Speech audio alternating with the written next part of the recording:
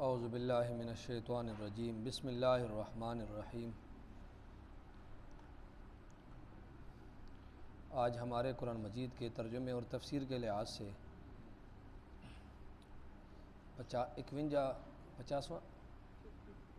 50واں lecture ہے، اور سورہ بقرہ اس کا ترجمہ اور اس کی تفسیر ہو رہی ہے۔ اس کی 4 آیات کا ترجمہ اور تفسیر ہو گئی تھی، اور آگے تقریباً 3 آیات کا آج ترجمہ اور تفسیر ہوگی۔ سورہ بقرہ کی 4 آیات کا ترجمہ اور تفسیر یہ کل ہوئی تھی، اور 3 آیات کا اگلی 3 آیات کا ترجمہ اور تفسیر آج ہوگا۔ تو پہلے ترجمہ سن لے، اس کے بعد تفسیر مختصر سی سن لے۔ اعوذ باللہ من الشیطان الرجیم بسم اللہ الرحمن الرحیم۔ اولئک علی ھدی من ربہم واولئک ھم المفلحون۔ ان الذین کفروا سواء علیہم اانذرتہم ام لم تنذرہم لا یؤمنون۔ ختم اللہ علی قلوبہم وعلی سمعہم وعلی ابصارہم غشاوہ ولہم عذاب عظیم۔ یہاں تک ترجمہ اور تفسیر ہوگی۔ اولئک علی ھدی من ربہم واولئک ھم المفلحون۔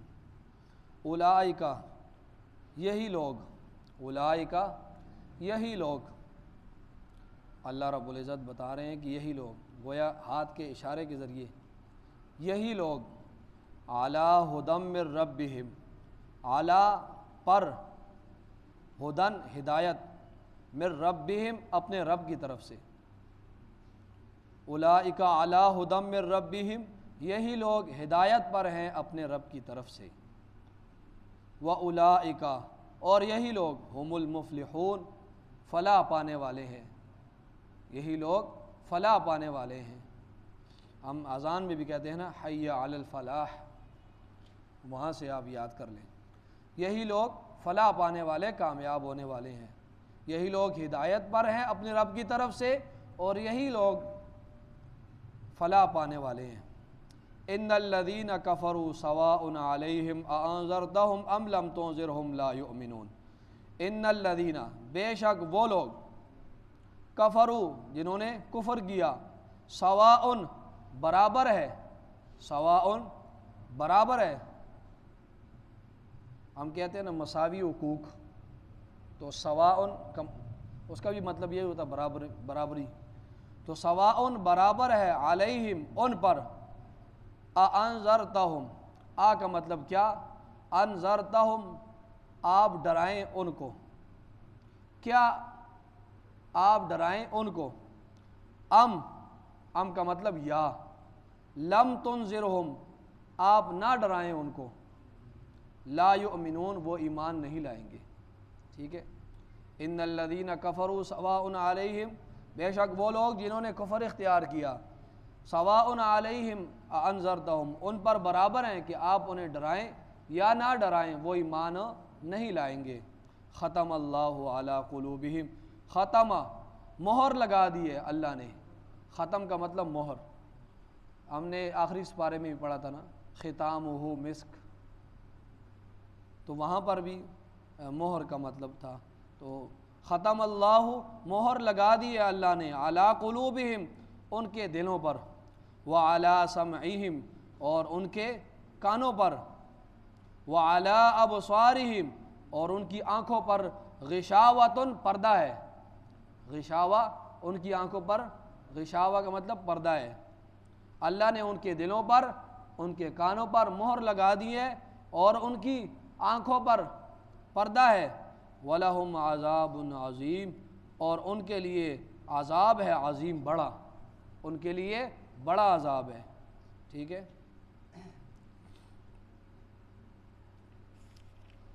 اب اس کی کچھ تفسیر سن لیں۔ پچھلی آیات میں یہ بتایا گیا تھا پچھلے درس میں آپ نے یہ بات سنی کہ یہ قرآن مجید اللہ رب العزت کی طرف سے نازل ہوا ہے، یہ میں آپ کے رب بنا رہا ہوں۔ آپ نے یہ پچھلے لیکچر میں سنا کہ اللہ فرماتے ہیں کہ یہ قرآن مجید یہ اللہ کی طرف سے نازل شدہ ہے اور اس میں شک اور شبہ بھی نہیں ہے، اور یہ قرآن مجید ہدایت ہے پرہیزگاروں کے لیے۔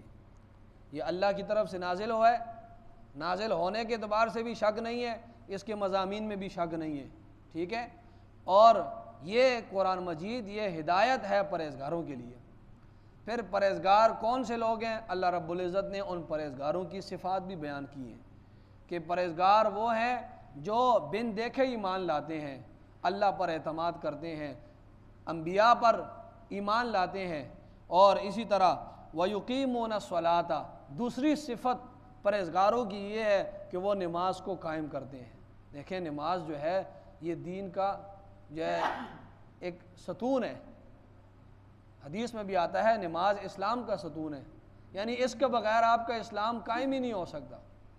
تو اللہ فرماتے ہیں پرہیزگار لوگوں کی صفت اللہ بیان فرما رہے ہیں، دوسری صفت ان کے اندر کیا ہے کہ وہ نماز کو قائم کرتے ہیں، وَمِمَّا رَزَقْنَاهُمْ يُنْفِقُونَ، اور جو کچھ ہم نے رزق دیا ہے اس میں سے خرچ کرتے ہیں، ٹھیک ہے۔ یہاں پر ایک نماز ذکر کی ہے اور ایک مال ذکر کیا، یہ دونوں ذکر کرنے سے مقصد یہ ہے کہ جان بھی اللہ کے راستے میں کھپاتے ہیں، نماز مطلب جان کھپانا، اور اپنا مال بھی اللہ کے راستے میں دیتے ہیں۔ ایک ایک مثال ذکر کر دی اللہ رب العزت نے کہ نماز بھی قائم کرتے ہیں اور مال بھی خرچ کرتے ہیں، مطلب یہ ہے کہ اپنی جان بھی دین کے لیے خرچ کرتے ہیں اور اپنا مال بھی دین کے لیے خرچ کرتے ہیں۔ اور کتنی صفات ہو گئی؟ 3 ہوگی۔ چوتھی صفت اللہ رب العزت نے پرہیزگاروں کی بیان کی کہ وَالَّذِينَ يُؤْمِنُونَ بِمَا أُنزِلَ إِلَيْكَ، کہ جو ہم نے آپ کے اوپر نازل کیا اس پر وہ ایمان لاتے ہیں، قرآن و سنت پر وہ ایمان لاتے ہیں، وَمَا أُنزِلَ مِن قَبْلِكَ، اور یہ 5ویں صفت ہے پرہیزگاروں کی کہ آپ سے پہلے جو ہم نے کتابیں نازل کی، انبیاء بھیجے اور ان پر جو کچھ نازل کیے، صحیفے، تورات، انجیل، زبور، اس پر بھی وہ لوگ ایمان لاتے ہیں۔ اور 6ٹھی صفت پرہیزگاروں کی یہ ہے وَبِالْآخِرَةِ هُمْ يُوقِنُونَ، آخرت پر یقین رکھتے ہیں، ٹھیک ہے۔ یہ صفات بیان کی اللہ رب العزت نے اور فرمایا کہ یہ کتاب جو ہے اس میں شک اور شبہ نہیں ہے، یہ ہدایت ہے پرہیزگاروں کے لیے۔ اب فرمایا کہ جو بھی مصلح، جو بھی اصلاح کرنے والا مصلح کسی قوم کی طرف ہم بھیجتے ہیں تو اس کا سامنا 3 قسم کے لوگ کرتے ہیں، ٹھیک ہے۔ کوئی بھی مصلح جب ہم بھیجتے ہیں، ٹھیک ہے، وہ کوئی پروگرام لے کر آتا ہے، یہ غور سے سنیں، یہ ربط میں باندھ رہا ہوں کہ کوئی بھی مصلح جب وہ کوئی پروگرام لے کر آتا ہے عوام کے سامنے تو 3 قسم کے لوگ اس کا سامنا کرتے ہیں۔ پہلے وہ لوگ ہیں جو اس مصلح کی بات دل سے بھی مانتے ہیں، زبان سے بھی اس کا اقرار کرتے ہیں، یہ لوگ مسلمان ہیں۔ دوسری قسم کے وہ لوگ ہیں جو دل سے بھی نہیں مانتے، زبان سے بھی نہیں مانتے، یہ لوگ کافر ہیں۔ اور تیسری قسم کے وہ لوگ ہیں جو دل سے تو نہیں مانتے لیکن زبان سے سامنے اقرار کرتے ہیں، یہ لوگ منافق ہیں۔ تو جو بھی مصلح کوئی بھی پروگرام لے کے آتا ہے ہماری طرف سے، جب جاتے ہیں اس عوام کی طرف تو 3 قسم کے لوگوں کا سامنا اسے کرنا پڑتا ہے، مسلمانوں کا، کافروں کا اور منافقوں کا، ٹھیک ہے۔ اور آگے پھر ان کا انجام بھی بتا دیا، فرمایا اولئک علی ھدی من ربہم، یہی لوگ ہدایت پر ہے اپنے رب کی طرف سے، واولئک ھم المفلحون، اور یہی لوگ کیا ہیں؟ کامیاب لوگ ہیں۔ جو صفات، جس بندے میں یہ صفات ہوں گی جو ہم نے پرہیزگاروں کی صفات بیان کی ہے، تو وہ قرآن سے بھی ہدایت اٹھائے گا اور اس کا انجام کیا ہوگا؟ پہلی جو نعمت ہم اسے دیں گے وہ ہدایت کی دنیا میں دیں گے اسے، اور آخرت کی جو نعمت ہوگی ہمیشہ کے لیے کامیاب کریں گے اسے، ٹھیک ہے۔ جو پرہیزگار ہوگا وہی اس قرآن سے نفع اٹھائے گا، اور پرہیزگار کی یہ صفات ہیں، اور اس کا انجام کیا ہے؟ دنیا کے اعتبار سے ہم اسے ہدایت دیں گے اور آخرت کے اعتبار سے ہم اسے کامل جو ہے مکمل طور پر کامیابی عطا کریں گے۔ فرمایا یہی لوگ ہدایت پر ہیں اپنی رب کی طرف سے، یہی لوگ کامیاب لوگ ہیں۔ آگے فرمایا ان الذین کفروا، اب دوسری قسم کے لوگوں کا ذکر کر رہا ہے قرآن جو کافر ہیں. ان الذین کفروا، بے شک وہ لوگ جنہوں نے کفر کیا، سواء علیہم، برابر ہے ان پر، انذرتہم ام لم تنذرہم، آپ ان کو ڈرائیں یا نہ ڈرائیں، لا یؤمنون، وہ ایمان نہیں لائیں گے. ٹھیک ہے، آپ جن لوگوں نے کفر کیا نا اور دل میں یہ پکا یقین کر لیا کہ ہم نے ایمان نہیں لانا، فرمایا اے نبی صلی اللہ علیہ وسلم آپ ان کو ڈرائیں یا نہ ڈرائیں، وہ ایمان نہیں لائیں گے. یہاں پر ایک بات سن لیں، اللہ رب العزت جب انبیاء کی دعوت کا ذکر کرتا ہے تو ڈرانے کے ساتھ کرتا ہے. جب انبیاء کی دعوت کا ذکر قرآن میں جب اللہ فرماتے ہیں تو ان کی دعوت کا ذکر ڈرانے کے الفاظ سے بکثرت قرآن یہ ذکر کرتا ہے کہ ہم نے انبیاء کو بھیجا، اس نبی کو بھیجا خوشخبری دینے والا بھی اور ڈرانے والا بھی. اور جتنے بھی انبیاء کا ذکر کرتا ہے اس میں کثرت سے یہ لفظ قرآن لاتا ہے کہ ڈرانے کا لفظ لاتا ہے. تو اس کا مطلب یہ ہے کہ انبیاء جب آتے ہیں تو وہ کافر کو اس کے انجام سے ڈراتے ہیں، اور جو برے لوگ ہیں ان کو ان کی بدعمالیوں کے انجام سے ڈراتے ہیں. تو مطلب اس کا یہ ہوگا کہ آپ دعوت دیں یا نہ دیں، آپ جتنے بھی دلائل ان لوگوں کے سامنے پیش کریں یہ آپ پر ایمان نہیں لائیں گے. یہاں پر ایک اشکال وارد ہوتا ہے، وہ بھی سن لے ذرا. اشکال یہ ہوتا ہے جب انہوں نے ایمان ہی نہیں لانا تو پھر نبی صلی اللہ علیہ وسلم کو کیوں کہا جا رہا ہے کہ آپ تبلیغ کریں، آپ کے ذمہ یہ کام کیوں لگایا؟ دیکھیں قرآن کو ہم نے سمجھنا ہے نا تو ہم نے اشکالات کو بھی سمجھنا ہے.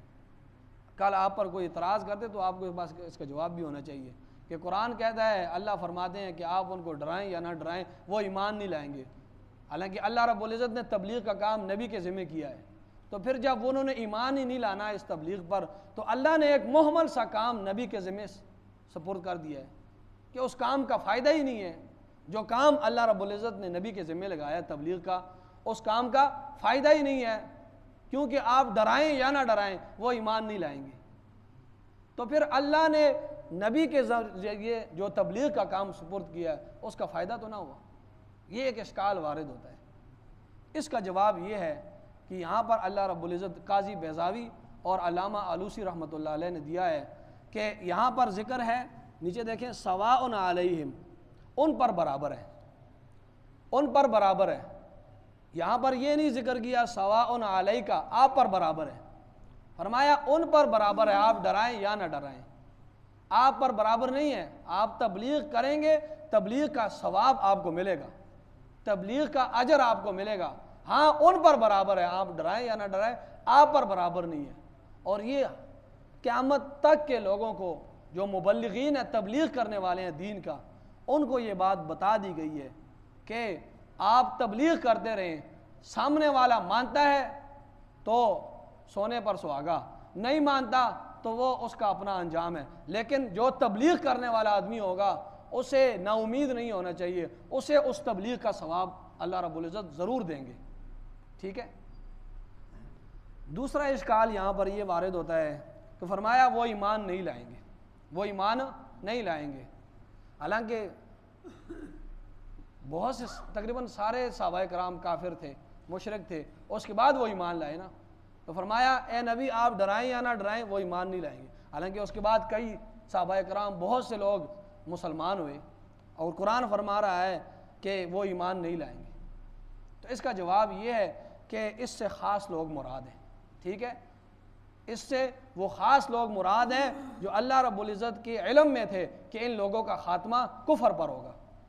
اس سے مراد عام نہیں ہے، اس سے مراد خاص وہ لوگ ہیں کہ اللہ رب العزت کو پتہ تھا کہ ان لوگوں نے اپنی استعداد ختم کر دی ہے اور انہوں نے ماننا نہیں ہے، سب کچھ ان کے سامنے آ گیا، واضح دلائل آ گئے ہیں، ان لوگوں کا خاتمہ کفر پر ہی ہوگا. یہ وہ خاص لوگ ابو جہل، ابو لہب، عتبہ، شیبہ، یہ لوگ مراد ہیں. اس سے فرمایا آپ ان کو ڈرائیں یا نہ ڈرائیں، انہوں نے اپنے دل میں پکا تہیہ کر لیا ہے، پکی یہ بات بٹھا لی ہے کہ ہم نے اس نبی کی بات کو نہیں ماننا. آپ نے سارے دلائل دکھا دیے ہیں، ان کو پتہ بھی ہے آپ نبی ہیں، لیکن انہوں نے اپنے دل میں یہ بات پکی کر لی ہے کہ ہم نے اس نبی پر ایمان نہیں لانا.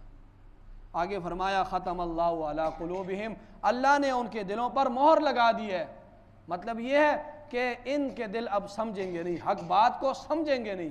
وعلی سمعہم، اور ان کے کانوں پر مہر لگا دی ہے، مطلب یہ کہ حق بات کو سنیں گے نہیں۔ ایسا ہی ہوتا تھا جب حق بات کہی جاتی تھی، سیٹیاں مارتے تھے، تالیاں بجاتے تھے، نکل جاتے تھے، نہیں سنتے تھے۔ وعلی ابصارہم غشاوہ، اور ان کی آنکھوں پر پردہ ہے، مطلب یہ کہ حق کو دیکھتے نہیں ہیں۔ وَلَهُمْ عَذَابٌ عَظِيمٌ، اور ان کے لیے بڑا دردناک عذاب ہے۔ تو اس آیت میں یہ بات واضح کی گئی ہے، یہ بات بڑی اہم ہے کہ ضد اور ہٹ درمی جو ہے یہ بہت خطرناک چیز ہے۔ ضد اور ہٹ درمی جو ہے یہ بہت خطرناک چیز ہے۔ ایک بندہ غفلت کی وجہ سے غلطی کرتا ہے، اس کا وہ غفلت کی وجہ سے غلطی کرتا ہے تو امید ہے کہ اس کی اصلاح ہو جائے۔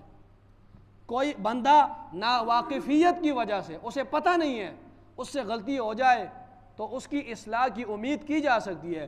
ہو سکتا ہے وہ اس نے غفلت کی وجہ سے غلطی کر لی ہو، ناواقفیت کی وجہ سے غلطی کر لی ہو، لیکن اگر کوئی شخص ضد پر اترا ہے نا، ہٹ درمی پر، کہ وہ کہے کہ میں نے اپنی اس بات سے ہٹنا ہی نہیں ہے، اس غلط بات سے، تو اس کے لیے بہت بڑی بربادی ہے۔ اس کی اصلاح کبھی بھی ممکن نہیں ہے کہ جو کہے بس میں نے اس اپنی بات سے ہٹنا ہی نہیں ہے، اس کو پتہ بھی ہے یہ بات غلط ہے لیکن وہ اس سے ہٹتا نہیں ہے، اور پھر اس کا انجام کیا ہوتا ہے کہ اللہ رب العزت اس سے وہ اصلاح کی جو وہ طاقت ہوتی ہے، وہ استعداد ہوتی ہے، وہ اللہ رب العزت چھین لیتے ہیں۔ اللہ رب العزت ہمیں اس چیز سے محفوظ فرمائے کہ جب غلط بات کو پتہ بھی ہے لیکن اس غلط بات پر ڈٹ جانا، پھر اس بندے کی اصلاح کبھی بھی آپ نہیں کر سکتے۔ تو اب اس آیت پر یہ اعتراض نہ کیا جائے، اس آیت پر یہ شبہ نہ کیا جائے کہ ان لوگوں کا کیا قصور ہے جب اللہ ہی نے ان کے دلوں پر مہر لگا دی ہے، ان کے کانوں پر مہر لگا دی ہے، تو یہ لوگ تو معذور ہو گئے، اللہ نے مہر لگائی ہے نا، اب یہ لوگ معذور ہو گئے۔ اب یہ اعتراض اس پر نہ کیا جائے کیونکہ جو مہر اللہ نے لگائی ہے یہ ان کی خود ضد اور ہٹ درمی کی وجہ سے لگائی ہے اللہ رب العزت نے، ٹھیک ہے۔ یہ جو انہوں نے جو مہر یہ بعد میں لگی ہے ان کے دلوں پر، پہلے انہوں نے اتنا ضد کیا، اتنی دین کی مخالفت کی، اتنی ہٹ درمی کی کہ اس حد تک پہنچ گئے کہ اللہ رب العزت نے ان کے دلوں پر مہر لگا دی، ٹھیک ہے۔ تو اس سے ہمیں یہ بات بھی بتائی جاتی ہے کہ اگر صحیح بات ہے تو اس کو قبول کیا جائے، اگر نہیں قبول کریں گے تو ایک وقت آئے گا کہ اللہ تمہارے دلوں پر بھی مہر لگا دے گا، پھر تمہیں صحیح بات کی سمجھ بھی نہیں آئے گی، ٹھیک ہے۔ تو فرمایا اللہ نے ان کے دلوں پر اور ان کے کانوں پر مہر لگا دی ہے اور ان کے آنکھوں پر پردہ ہے۔ وَلَهُمْ عَذَابٌ عَظِيمٌ، اور ان کے لیے دردناک عذاب ہے، بڑا عذاب ہے۔ دوبارہ اس کا ترجمہ سن لیں، اولئک علی، یہ دو قسم کے لوگوں کا ذکر ہو گیا، مسلمانوں کا اور کافروں کا۔ کل سے انشاءاللہ تیسری قسم جو منافقین ہیں، وہ تو سب سے بڑے دشمن تھے، خطرناک دشمن تھا۔ ایک سامنے دشمن ہوتا ہے، ایک چھپا ہوا دشمن ہوتا ہے، جو چھپا ہوتا ہے وہ بڑا خطرناک ہوتا ہے۔ تو وہ وَمِنَ النَّاسِ سے لے کر وہ آگے تک، ان اللہ علی کل شیء قدیر، پتہ نہیں تقریباً 12 آیات ہیں، مکمل ان کا ذکر ہے۔ تو یہاں پر دو قسم کے لوگوں کا ذکر ہوا، فرمایا اولئک علی ھدی من ربہم واولئک ھم المفلحون، یہی لوگ ہدایت پر ہیں اپنی رب کی طرف سے، یہی لوگ کامیاب اور فلاح پانے والے ہیں جن لوگوں نے نبی کی بات کو مانا اور اس پر عمل کیا۔ فرمایا ان الذین کفروا سواء علیہم، بے شک وہ لوگ جنہوں نے کفر کیا برابر ہے ان پر، انذرتہم ام لم تنذرہم لا یؤمنون، آپ انہیں ڈرائیں یا نہ ڈرائیں وہ ایمان نہیں لائیں گے۔ انہوں نے اپنے دل میں پکی یہ بات رکھ لی ہے کہ ہم نے ایمان نہیں لانا۔ ختم اللہ، پھر اللہ نے کیا کیا؟ ختم اللہ علی قلوبہم، اللہ نے بھی ان کے دلوں پر مہر لگا دی، وعلی سمعہم، اور ان کے کانوں پر، وعلی ابصارہم غشاوہ، اور ان کے سامنے جو ہے ان کی آنکھوں کے سامنے پردہ ہے، وَلَهُمْ عَذَابٌ عَظِيمٌ، اور ان کے لیے بڑا عذاب ہے۔ اللہ تعالی ہم سب کو قرآن سمجھنے کی توفیق عطا فرمائے، آمین۔ الحمدللہ رب العالمین والعاقبۃ للمتقین۔